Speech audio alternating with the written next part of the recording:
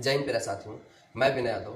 आप लोगों को हमारी तरफ से छोटी दीपावली की बहुत सारी शुभकामनाएं और आपका हमारे चैनल विनय यूपीपी पर स्वागत है। तो दोस्तों, आज छोटी दीपावली है और हमने सोचा आज के दिन आप लोगों के लिए कुछ अच्छा किया जाए, कोई एक ऐसी बेहतर रणनीति लेके आई जाए ताकि आप लोगों का दोगुना फायदा हो। तो आज का जो हमारा वीडियो है प्रॉपरली ये उन एस्पेरेंट्स के लिए है, उन बच्चों के लिए है जो लोग यूपी पुलिस कांस्टेबल और यूपीएसआई दोनों की तैयारी एक साथ करना चाहते हैं। तो हमारी ऐसी क्या रणनीति होनी चाहिए जिससे कि हम दोनों तैयारियों को एक साथ मैनेज करके चल सकें। तो चलिए दोस्तों, इसको हम सिलेबस के आधार पर, क्योंकि देखिए हमारा जो सिलेक्शन है उसकी मेन जो प्रोसेस होती है, उसकी जो मेन की होती है, जो मेन कुंजी होती है, मुख्य कुंजी होती है, वो होती है हमारा सिलेबस। जितना अच्छा तैयार होगा, जितना अच्छा हम पेपर पुटअप करेंगे, जितना अच्छा हम क्वेश्चन पुटअप करेंगे, जितना अच्छा हम पेपर अटेम्प्ट करेंगे, उतना अच्छा सिलेक्शन होगा हमारा। देखिए आप लोग देख रहे हैं आसपास गोले पटाखे लग रहे हैं, क्योंकि ये साइन है कि दीपावली शुरू हो चुकी है और लोग दिवाली मनाना शुरू कर चुके हैं। तो चलिए आज हम लोग इसके सिलेबस, हमारी जो फाइनल कट ऑफ लगभग कितनी रह सकती है और हमारी तैयारी का जो तरीका क्या होगा, प्रोसेस क्या होना चाहिए, उसके आधार पर इसका एनालिसिस करते हुए समझते हैं कि आखिर हमको किन किन चीज़ों का विशेष ध्यान रखना पड़ेगा।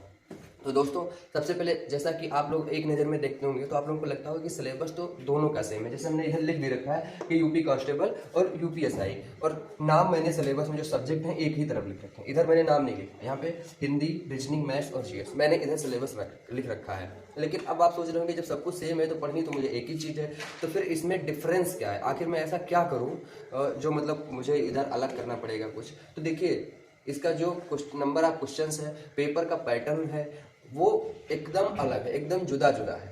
इसका जो है, इसमें आपको टोटल 150 क्वेश्चन देखने को मिलेंगे और यहाँ आपको टोटल 160 क्वेश्चन देखने को मिलेंगे। सबसे बड़ा डिफरेंस एक ये है। दूसरा जो सबसे ज़्यादा डिफरेंस है, जो सबसे बड़ा मैटर करता है, वो ये है कि यहाँ पे आपको निगेटिव मार्किंग नहीं मिलती है।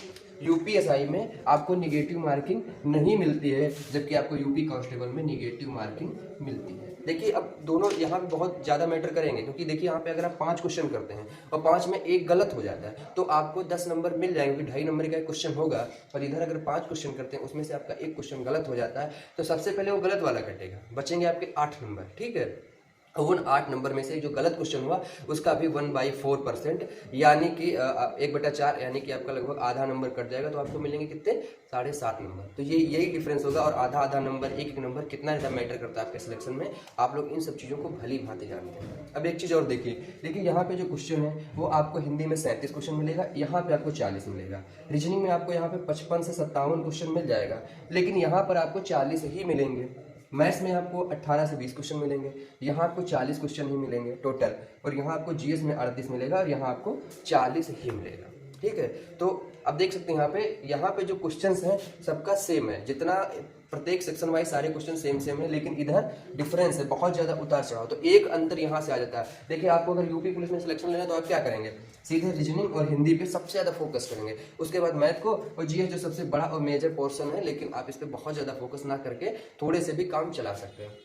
अभी इधर इन भाई साहब ने परिवर्तन कर दिया, चेंज कर दिया। इन्होंने कुछ क्राइटेरियाज रख दिए कि ओवरऑल जो पेपर होगा आपका ये 400 नंबर का पेपर होगा, और ये पेपर जो है ये टोटल 300 नंबर का होगा। इन 400 में आपको कम से कम 50%, यानी कि 200 नंबर तो पाने ही पाने हैं। अगर आप 200 नंबर से एक भी नंबर कम पाओगे देन आपको मेरिट लिस्ट से बाहर कर दिया जाएगा, आपके नाम पे, आपकी उम्मीदवारी पे विचार ही नहीं किया जाएगा। एक चीज़। दूसरा, यहाँ पे आपका सेक्शन वाला कोई सिस्टम नहीं है। आप किसी भी सब्जेक्ट में, किसी भी सेक्शन में कितने भी नंबर पाओ, किसी में कितने कम पाओ, कोई फर्क नहीं पड़ता। लेकिन यहाँ पर इन्होंने सेक्शन वाला सिस्टम रख दिया। कितना, 35% तो हर सेक्शन में आपको नंबर पाने ही पाने हैं। मतलब ये जो 40 क्वेश्चन है, इन 40 का 35% क्वेश्चन तो आपको सही ही करने हैं, हर हाल में सही करने। अगर आप वो नहीं कर पाते हैं देन आप बाहर हो जाएंगे। देखिए, तो मतलब सब कुछ एकदम अलग अलग है। अब सिर्फ तैयारी करने से, सिर्फ आपको पढ़ लेने भर से सिलेक्शन नहीं होता भाई साहब। अगर ऐसे हो जाता तो फिर आप समझ सकते हैं कितना लोग पढ़ रहा है, सब सिलेक्शन नहीं पा जाते, नहीं पाते ना। क्यों? क्योंकि यहाँ पे पढ़ाई के साथ साथ आपको अपना स्मार्ट एनालिसिस भी करना होता है कि आखिर हम क्या करें, कैसे करें जो सब कुछ सही हो, एकदम सही रास्ते पे चले। तो एक डिफरेंस ये हो गया। तो हमको इन सारी चीज़ों को ध्यान में रखते हुए, मैनेज करते हुए भी चलने की ज़रूरत है। अगर हम सोचेंगे कि नहीं बस पढ़ लिए हो जाएगा, तो भाई साहब नहीं होगा। I guarantee you.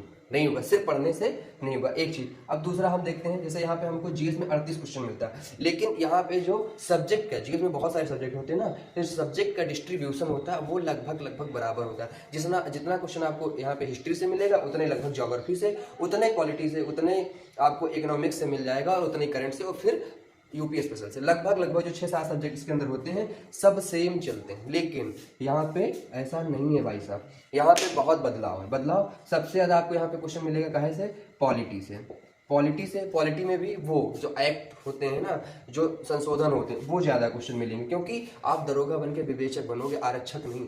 यहाँ पे आप आरक्षक बनोगे, हम लोग आरक्षक हैं, लेकिन यहाँ पे आप विवेचक बनोगे। और दरोगा का पद जानते हैं ना, बहुत पावरफुल होता है। आप जो विवेचना करते हैं उसी के आधार पर अंत तक कोर्ट में बहस होती है, कुछ भी अलग नहीं होता है। दरोगा की विवेचना के आधार पर, उसकी चार्जशीट के आधार पर ही पूरी केस की नींव पड़ी होती है। तो समझ लीजिए आपको कितना जिम्मेदारी का पद यहाँ पे मिलेगा। इसलिए यहाँ पर आपको जो संशोधन है, जो एक्ट है, जो नियम अधिनियम है, वो ज़्यादा पूछे जाएंगे। पॉलिटी का मेजर पोर्शन रहेगा। दूसरा है आपका मूल विधि का, दूसरा जो सेकंड लार्जर पोर्शन रहेगा, या सेकंड जो मेजर पोर्शन रहेगा, वो आपका रहेगा मूल विधि का। काय का? मूल विधि का रहेगा। अब वो क्यों रहेगा? क्योंकि यहाँ पे आपको बहुत सारे एक्ट, नियम, कानून, ये सब चीज़ें मिल जाती हैं, और इसीलिए ये रहेगा। उसके बाद रेस्ट ऑफ पोर्शन जो रहेगा आपका, वहाँ पे आपको इतिहास है, ज्योग्राफी है, यूपी स्पेशल है, करंट है, वो सब छोटा छोटा मिल जाएगा, 2-2, 4-4, 5-5 क्वेश्चन। लेकिन जिनका ये दो टॉपिक कंप्लीट है, मूल विधि और पॉलिटी, वो समझ लीजिए जीएस में यहाँ पे सेफ जोन में, क्योंकि फिर वो जीएस में नहीं फेल हो सकते। बाकी आपका जो मैथ, रीजनिंग और हिंदी है, ये सेम ही रहेगा, मतलब बराबर क्वेश्चन ही रहेंगे, एक चीज। और इनका जो सिलेबस रहेगा वो सेम वैसा रहेगा जैसा एसएससी, सीएचएसएल, सीजीएल में आता है। ये जो कांस्टेबल वाला लेवल है, इससे कई गुना ज़्यादा बेहतर इधर आपको लेवल पूछा जा सकता है, क्वेश्चन पूछे जा सकते हैं। अगर आप लोग देखना चाहते हैं तो प्रीवियस ईयर क्वेश्चन पेपर कहीं से भी अगर मिल जाए तो देख सकते हैं, आपको यहाँ पर लेवल थोड़ा सा अच्छा मिलेगा। तो ये होते हैं कुछ डिफरेंस हमारे एग्जाम पैटर्न के, हमारे सिलेबस के, हमारे एग्जाम के। देखिए टोटल 400 नंबर का है। अगर यहाँ पर आपको सेफ जोन में रहना है तो 310 के आसपास, जो कि आपके भी प्रीवियस ईयर की कट ऑफ गई 2000 यूपीएसआई 2021 की जो कट ऑफ है वो 310 के आसपास है। तो अगर आप इतने के आसपास नंबर पा रहे हैं, देन आप लगभग सेफ जोन में रहेंगे, कोई इशूज नहीं रहेंगे। और यही लगभग कट ऑफ अभी इस बार का ही है। लेकिन अगर बात हम इधर की करें तो इधर आप 210 से 215 के आसपास अगर आप नंबर पाते हैं तो ये सेफ जोन है। तो देखिए सिर्फ सब्जेक्ट सेम हो जाने भर से सब कुछ सही नहीं हो जाता, सिलेक्शन नहीं होता। अगर आपको सिलेक्शन चाहिए तो आपको इन छोटी छोटी चीज़ों पर बहुत ध्यान रखना पड़ेगा। और फिर आप उसके बाद में आप अपनी तैयारी दोनों एक साथ कर सकते हैं। दोनों एक साथ करने के लिए हमें क्या करना पड़ेगा? पहले इनका जो परीक्षा का पैटर्न है, एग्जाम पैटर्न है, उसको अच्छे से समझ के और दोनों तरफ से प्रीवियस क्वेश्चन पेपर सॉल्व करते हुए हमको तैयारी करते रहनी चाहिए। हमको देखना चाहिए कि यहाँ पे जो जीएस है वो कैसा पूछा जाता है। हमको इसमें देखना चाहिए कि हमको किस पोर्शन पे ज़्यादा फोकस करना है। जैसे कि यहाँ पर आपको रीजनिंग और हिंदी में ज़्यादा फोकस करना पड़ेगा, लेकिन यहाँ पे आपको बराबर सब पे फोकस देना पड़ेगा। और उसके बाद आपको देखना पड़ेगा आपका जो सब्जेक्ट है वो कमजोर कौन सा है, उस पर फोकस करना पड़ेगा। After that I think you make your selection sure.